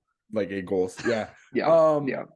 But dude, holy hell, did Elias like if we're gonna talk about goaltending performances, one goalie showed up 100%, one starting goalie showed up 100%, the other one did not. And Ilya Samsonov, I think, might have had his hands down. I think that was his worst game. Statistically, yes, and probably like just everything about the way that he looked in the net, that was probably his worst game in Toronto, which is music to Brian's ears. It's tough to do worse than 3 goals on 4 shots because the only way to do worse is 3 goals on 3 shots. So yeah. And I don't even think it was just the numbers. I think it was like the way that the goal, like the first goal, the Kucherov goal, sunned him. As soon as that went in, I was like, "Oh, that's the Samsonov we're getting tonight." I was like, I don't know how much longer this is gonna be. The one of the underratedly like funny, and I'm saying funny tongue in cheek because like I laugh at pain. The commentary was the last. I think they scored. Was it 1 and 2 that were on the power play, or was it 2 and 3? I think it was 1 and I think it was 1 and 3. 1 and 3. So Tampa had 2 power play goals within the first 6 minutes of the game. I forget if it was Jim, who has a Chris Cuthbert that said like, the first Tampa power play lasted 14 seconds, and Tampa scored. Dude, within like the time it took for him to say that comment out of his mouth, which was 6 seconds. They scored 2 power play goals in a combined span of 20 seconds last night. The commentator's curse, right? Yeah, that's the commentator. Sometimes it's crazy how often a commentator, you could actually mistake them for a narrator, where they're just saying the words and the things are happening, right? Yeah. Matthews with the puck, he scored, and it's just like, yeah, he scores because that's what you said. And yeah, so Cuthbert was narrating that game at first, but yeah, that is funny. But Kucherov, like, he was on in that first period. It was just him owning the show, maestro. Just like that's the equivalent of my soccer pals here. That's like a midfielder that's just like sending passes left, right, and center. Just these beautiful through balls and everything. That's what Kucherov was. His first period was Leo Messi in the 2014 like Copa del Rey final or 2015 Copa del Rey masterclass. Like literally, he pulled out the whole arsenal. He did. He really did. It's not like he was scoring like 3 goals of the same variety. It was okay. Here's the perfectly placed shot. Here's the slap pass. Here's the it was just everything. It was everything from him, man. He pulled out his bag of tricks in the first period. Kucherov wants, man, when he wants to improve a point. Yes, he can prove the point. Certainly proved. It's interesting that you say that though, because I feel like you can say that same statement about Samsonov, right? Because Kucherov honestly didn't have the greatest series against us last year. No. He was really good in the first series. He was terrifying on the power play. But it felt like we neutralized him for a decent amount in the playoffs last year. And Sammy was, like, you can never take away from him. He's the goalie who ended the Leafs' first round curse. That's him. He is him, okay? It wasn't Freddie Anderson. It wasn't Jack Campbell. It was Ilya Samsonov. And I think for that reason, I will continue to give him the benefit of the doubt where, listen, I can't say he's been good. He's not been good. He's had one decent-ish game, and that's about it. But that's not good enough at all. The gripe I always had with Samsonov is his highs were like Mount Everest, CN Tower, Burj Khalifa, like the highest of the highs. His lows were dirt low, and you have to very on a stretch. Literally going into tunnels. Yeah. You have to. Right. The trick with Samsonov, I feel like, was you just had to know going into it. You're flipping a coin in the day, heads or tails. If you're getting heads, you're probably going to win the game. If you're getting tails, well, get ready to put your backup in. Yeah. Well, which is exactly what we saw last night. And, which is literally what happened. Alluding to that point, the guy that came in was outstanding. Like literally Stellar. outstanding. That was Didn't an let in a goal. A plus Joseph Woll performance. Yeah, didn't allow a goal, and the saves that he was making were like he made at least 3 Picasso, Mona Yeah. Lisa, In overtime. whatever. He made one The in whole game overtime. though, like he was making a lot, man. Like just from the keeping it get-go. close. Yeah, keep it. All he needed to got do was peppered as come soon as he in. got in the net. Not peppered, but he took shots like throughout He the did. game. It's not like he got to ease in or whatever. Like no, There was at least 3 2-on-1s or like odd man rushes that he had to make a save on. Like that. If that's Samson off a net yesterday, that's 9 times out of 10. Those are probably going to be going in. I cannot think of a single mistake that Wall made. And obviously, like we said, he didn't let in a goal. But sometimes there's a bobble where you're like, oh, he's off his game. That was a close one. None of them. I can't think of a single one. He was just on point every aspect last night. In relief is the key thing there. That's really great to see. So he's got to get the start against the Caps on Tuesday. And then they already confirmed that as well. Yeah, you're right. I remember you sent the tweet, right? That basically got to go with Wall. You can't let in 3 goals on 4 shots. Is what he said about Sandy. So a little bit of tough love, which from Keefe is honestly rare to see, but needed in this scenario. Did you hear how Domi described Wall's game? Who he compared him to? No. He said it was very Carey Price-like. That's wow. Well, he would know. He would definitely know. Yeah, exactly. I and we're not gonna do that comparison, but let's compare.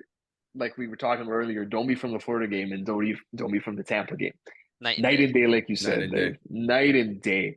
He looked good when I watched against the Bolts. I know he's been your whipping boy for the past little bit. Man, him and Knights, I kind of like how they've built a bit of chemistry already. They built it during the game because that's like the combo was made during the game. Knights started the game. He started the game on the second line. Like that was a mid-game switch where I think we can definitely get on Keefe for sometimes tinkering too much, especially during games. But once again, when it works, it works. And there was a situation where it worked. The chemistry was instant. Domi feeds Knights for 2 beautiful goals. That first one especially was just a damn snipe. I think some people will be surprised that Knights has that in his arsenal because I think people think of him like power forward in tight. That was a snipe from distance. That's a shooter's shot. That was really nice. And that second goal too, honestly, he whiffs on the first attempt and was still able to recover and score. But Domi was really good. He was skating well. He was confident in his passes. And that first goal is off of a backhand cross ice across the offensive zone. Like that's not an easy play at all. So we saw what the height of Domi's play can look like. We definitely need to see more of that. I don't know if you caught his comments. I think it was at Leafs practice before the Tampa game. This was after the Panthers game. Someone asked him about the 4 icings in one shift. And he basically like owned up to it in whole. Like he was like, that's unacceptable. You never want to do that. That's got to be some kind of record. He made light of it, but he was taking full onus. And I honestly wonder if that was kind of the turnaround point for him in terms of he just kind of was able to get that off his shoulders and be like, listen, I was shit. I acknowledge it. Let's make some fun of it. And now let's go back to business. And he did just that. So hopefully we see more of this from Domi because he seems like he's just handcrafted for Toronto. It's the first real highlight game for him. Hopefully there's more there. First of many. Hopefully. First of many. The other quick note from the Tampa game is that Minton was scratched. That experiment looks like it's coming to an end. I don't think too many people are surprised. It's nothing against him, really. He's just hasn't been up to it. And we all too much. Thought it's it was, a lot. It's not for everybody. Not too many people would have expected him to make the camp out of, or make the team out of camp. I'm sure even like himself probably didn't expect that. So ahead of schedule, but not fully there. Give it another try next year. I don't know if he's going to get the full 9 games. We'll see. But Holmberg stepped in. I thought I saw a couple chances from Holmberg that I'm like, yeah, Minton didn't show that, right? Like it was like an instant change. Here's my thing with Minton, dude. If they are planning to sit him until if they're not planning on sending him down like tomorrow, basically, you're doing him more of a disservice than you're doing yourself. Do you think it could be to give him that paycheck? You think they might do that? But maybe no, because he has to play the 9 games, so they'd have to really drag it out. Yeah, no, you're right. I don't think so. I think it's a disservice regardless. I think if you are not planning to use him, even Just let him develop down. against like any of the team, like I would say even if you're not planning to use him, unfortunately against the Caps who are kind of down in the dumps right now, I wouldn't even bother. Like I know that the Leafs are looking at the Caps right now and are like, okay, well they were gonna give Wall a start because of probably how poor the Caps kind of started their season. That was what the original intention was. They kind of go like week by week in terms of starts, right? So if he's not being drawn into that game, I would say just send him down. Like if you could send him down right now, just send him down right now. One thing I've noticed, this is very, very like a minuscule detail, but I've noticed this from game one, and I never remember to mention it on the podcast, Leaf related, is what they've been doing on their helmets. Have you noticed their helmet decal? Anything different about it? But they got rid of the TikTok logo. Correct. But the Leaf is now like a raised stamp. It's no longer just a flat sticker. It's like a 3D. Dude, only stamp. you noticed. I love these things. I know that there was there definitely was other people that noticed, but I did not notice that. Like that is a crazy call you just gave right there. Pay attention to it next game because I also know will. a couple other teams. I think the Caps might have done it last year, Brian. I think with your Capital One advertisement that you guys might have had it raised last year. I can't remember it. You guys are Capital One on your. Yeah, we have Capital One on our helmets. Okay. I have no idea. The fact that I even know that is ridiculous. And I also know the Hurricanes were the first team to do this. They used to have, when they would do their black jerseys, like this is when they first started running it, they used to have the Storm logo was like a race thing. Okay. Where I know this from is like baseball. If you look at every team's helmet now, like the Jays logo is a 3D printed thing. It's not just a screen print sticker. Yeah. So I've just seen more sports use that. I just like it. It's literally that's the a minute stupidest detail, but nice. I like it. I like it. It's just like a little more premium look to it. It adds a little bit more. Right? Yeah, it makes it look like we're not in like the the 1970s anymore. It's 2023. It's just a cool thing. It's just a cool thing. So you guys can pay attention to that next game if you see it. Actually, in soccer, the professional jerseys, like the pro wear jerseys, all the sponsors are actually screen printed on. The logos are screen printed on. The patches are screen printed on. Everything's screen printed on. But if you buy like the fan version, they're like embroidered. Pressed. Yeah. Oh, well, like embroidered. like nicely done and stitched in. Yeah. And the reason for that is because the aerodynamicness or whatever. You don't want like a stiff piece of right. Yeah. That's fair enough. It's actually a little bit different, but yeah. Okay.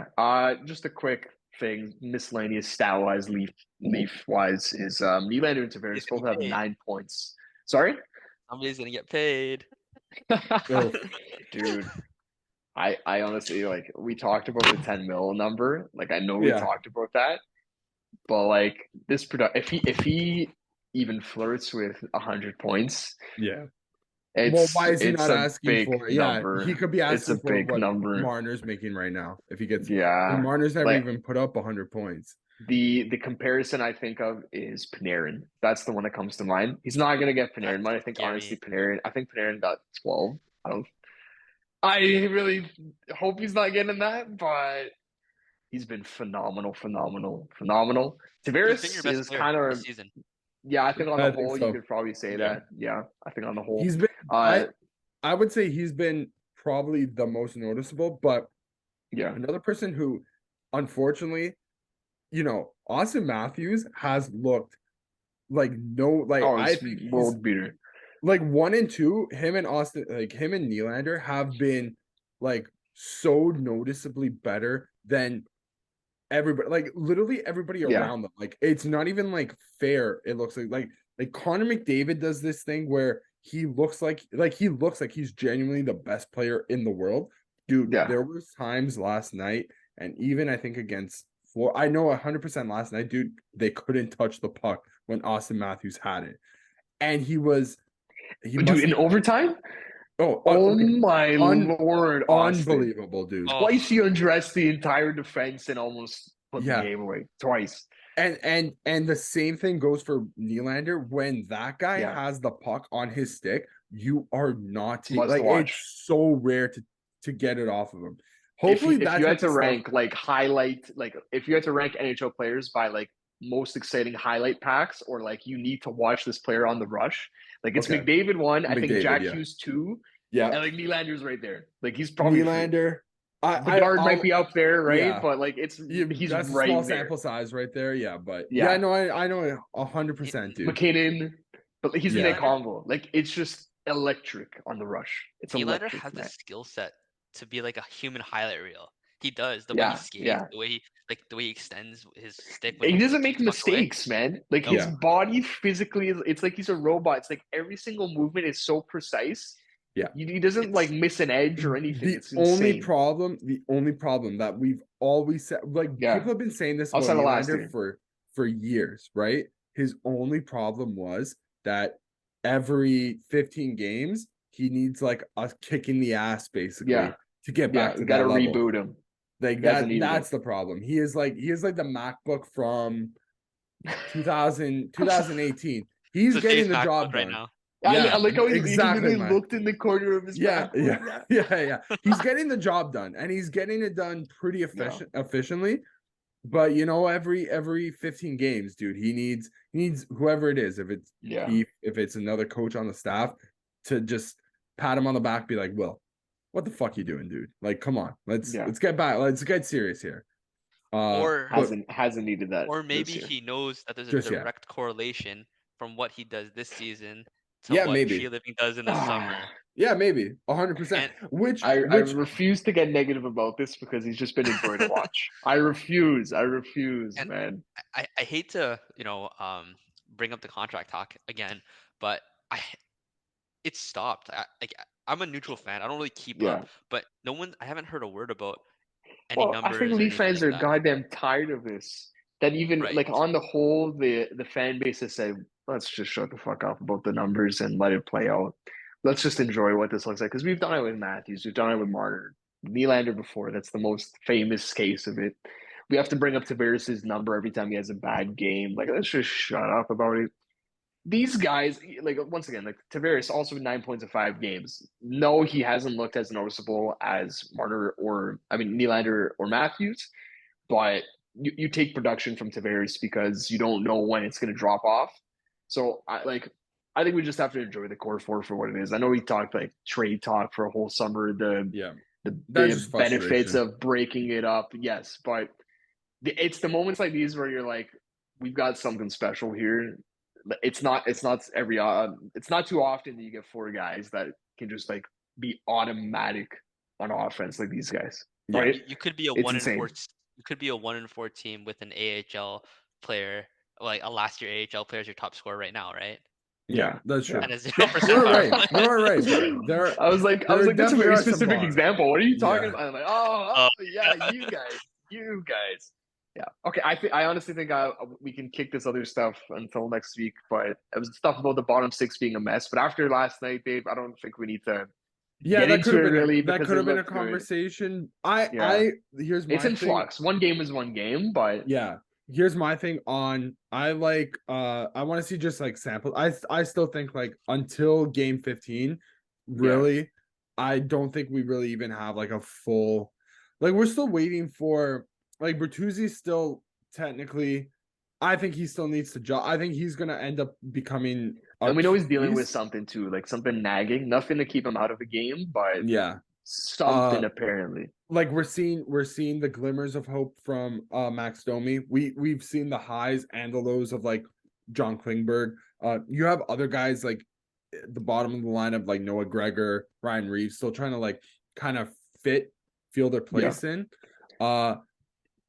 Here's one suggestion. Maybe don't play Ryan Reeves every single game this year. Like I don't think they will either though. I think they'll probably end up scratching him for 10 to 15.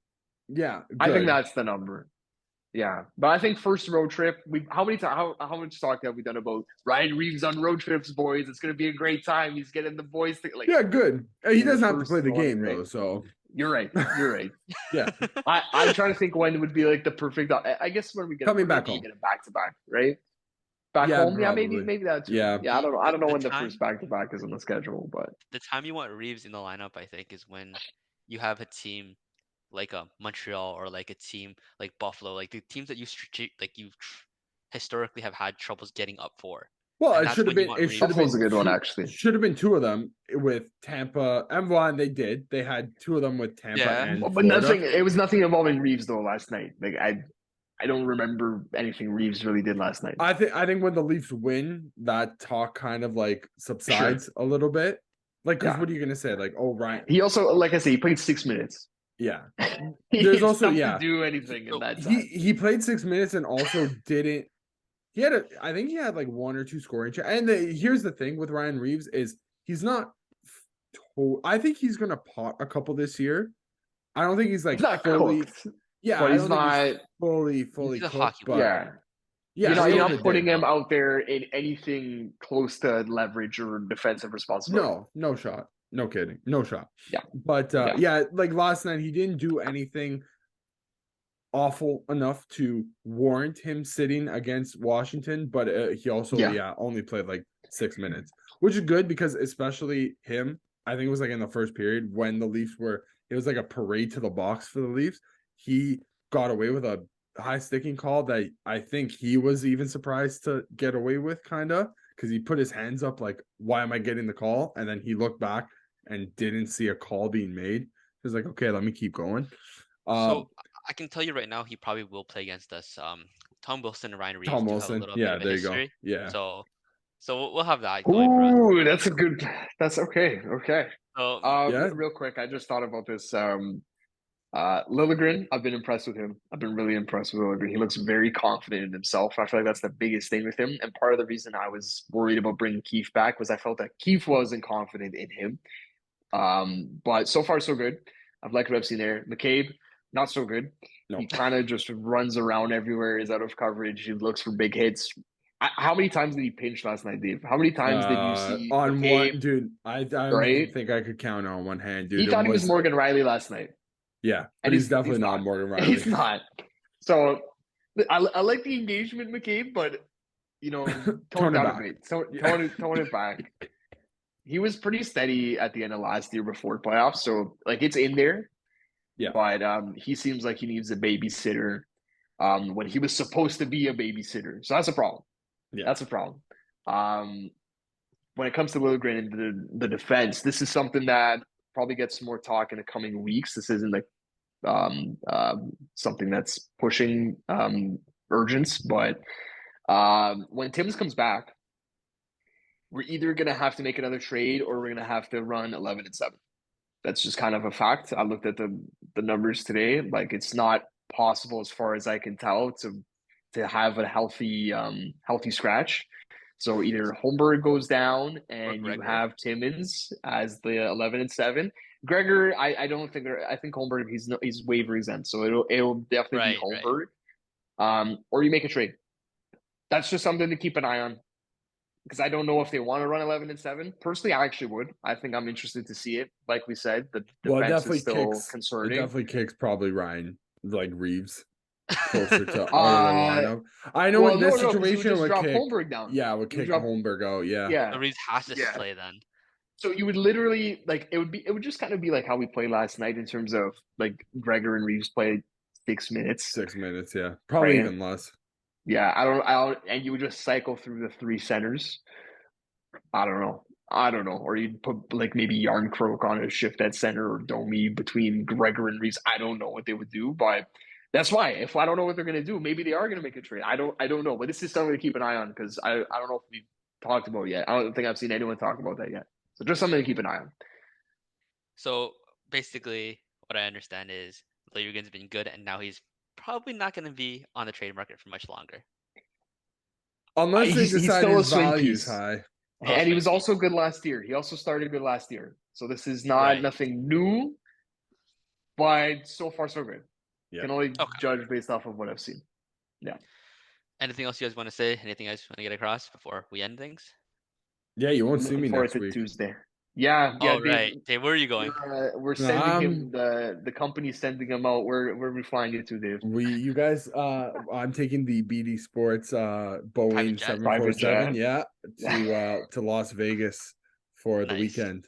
Yeah, so we'll chat about this. Yeah. Dave, Yeah. You're catching the game though, right? I think we Yeah, you I, gonna think see- I should be. Well, I will be in town to see Connor Bedard and his Chicago Blackhawks Oh, that's right, man. take on the Vegas Golden Knights. So, hopefully they'll They be just played each undefeated. other last night too, and They Bedard did. scored. So that's They did. actually okay. They did. All Hopefully right. Vegas is still going to be undefeated at that. I would love to see like how That would be nice. far that streak could last. Yeah. Hopefully I'm not there for that loss. Are you're gonna see the Sphere, man? How do you feel about the Sphere, bro? Oh, dude, That'll everything be about cool. everything about that city I've heard so far. Like I know I'm gonna enjoy it. Yeah, like yeah. Dave, this is also gonna be the first thing you're gonna miss since Ryan O'Reilly got no, yeah. transferred. Yeah. I think that probably yeah, So the it's pretty first. crazy. Yeah, Yeah. it will be. So That's the okay. You Iron will Man be streak. missed, Dave. You will be missed. Yeah, no, I don't have the because I missed I think I Oh right, it's Christian with the Iron Man streak. That's never Christian missed has the anything. Iron Man streak. Let's go. Let's go. It's been over a year now, if you think about it. It's been pretty crazy. But It's been coming for you, Phil. Coming So for you, Dave- Castle. Dave, you're not gonna be here next week. Anything you want to say? Anything you want to get across? last time? No, go Predictions Leafs for the go. Caps game? Let's do a quick That's a good prediction. one.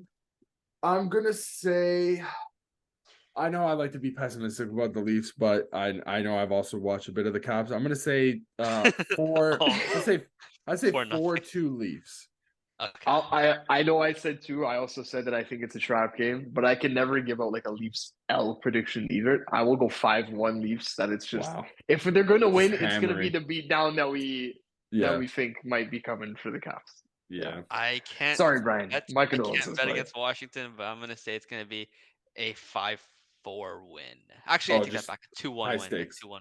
No, Two just one low versus 5-4. Okay, interesting. Low 2-1 win. stakes. No, Low 'cause I event thought about it hockey. and I was like, yeah, we're not scoring. We're not scoring 5 That's- goals. Yeah, your best. Oh wait, your that's how best many goals option- we've scored in the entire season. Your Yeah. best option 4. is to just limit our offense. Just pray to Yeah. God you guys nick a couple. Okay. If you want to get your, we'll go. Yeah, if you want to get your Ryan Reeves jersey, NHLshop.ca.